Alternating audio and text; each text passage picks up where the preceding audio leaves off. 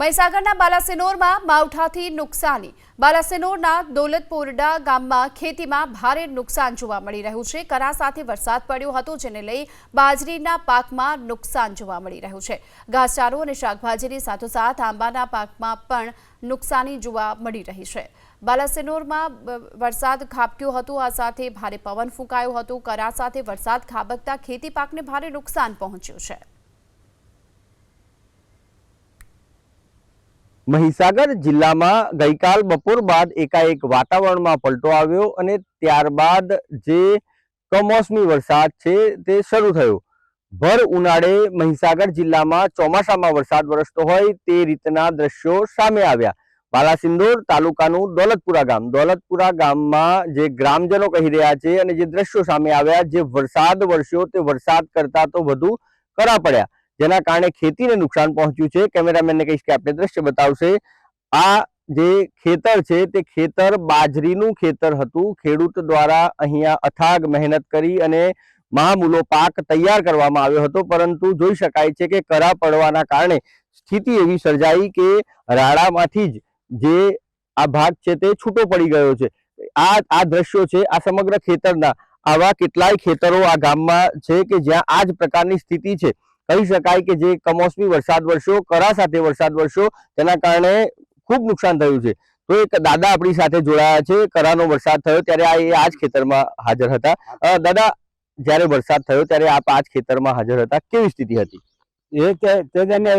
પાણી વાળતા થોડું સરતા થોડા કડા પડવા માંડે ને જોર કડા પડવા માંડ્યા, પથરા પડે।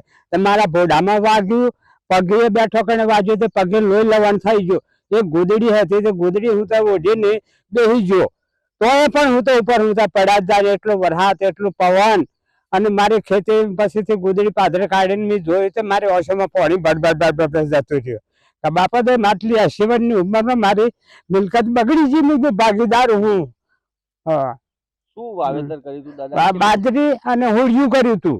જે રીતે ખેડૂત કહી રહ્યા છે કે અનરાધાર કરાનો વરસાદ થયો અને જેના કારણે વ્યાપક પ્રમાણમાં નુકસાન પહોંચ્યું છે। દોલતપુરાની આસપાસના જે ગામો છે તે ગામોમાં આ જ રીતે કરા સાથે વરસાદ વરસ્યો, ત્યારે જે ગ્રામ પંચાયતના સરપંચ છે તે પણ સ્પેશિયલ કેસમાં આ બાબતે તેમને વળતર ચૂકવવામાં આવે તેવી માંગ કરી રહ્યા છે। હિરેન પંડ્યા, એબીપી અસ્મિતા, મહીસાગર। અને વરસાદ 4 વાગે પડ્યો, એકલો બરફ જ પડ્યો, કોઈ છોટા જેવું બિલકુલ બરફ જ। મારી પાસે વિડીયો છે અને મારે લગભગ 12 થેલી બાજરી વરેલી છે અને 12 થેલી બાજરી નિષ્ફળ જાય। 6 થેલી તૈયાર થયેલો માલ અને 6 થેલી પાછળની વરેલી છે। કોઈ 12 થેલી મેં વાવેતર કર્યું, બધું નિષ્ફળ ગયું। ઘાસ ચાલે છે તે નિષ્ફળ ગયો। અમારે 3 જણાને બોર ચાલે છે, 20 વીઘાની જમીનમાં બધું વાવેતર કરેલું છે। મારું નામ પટેલ મનોજ કુમાર હીરાભાઈ છે। હું દોલતપુરા ધનેલા ગ્રુપ ગ્રામ પંચાયતનો સરપંચ છું। ગઈકાલે બપોર બાદ વાતાવરણમાં એકદમ અચાનક પલટો આવતો, વરસાદ, પવન અને મોટી માત્રામાં કરા પડતો અમારી આજુબાજુની દોલતપોરાના આજુબાજુના 4-5 ગામ, જેમાં આલેલા, ગુંદેલા, દોલતપોરા, ધનેલા, તાજેરી, આટલા વિસ્તારની અંદર મોટા પ્રમાણમાં કરા પડતા લોકોનો લગભગ અમારી દોલતપોરા ગ્રામ પંચાયતની 100 હેક્ટર જેટલી જમીનમાં સંપૂર્ણ પાક નષ્ટ થઈ ગયો છે। જેમાં તમે જોઈ શકો છો બાજરી, મકાઈ, તમાકુ છે અને જે ઓબા છે એ બધામાં ખૂબ મોટા પ્રમાણમાં નુકસાન થયું છે।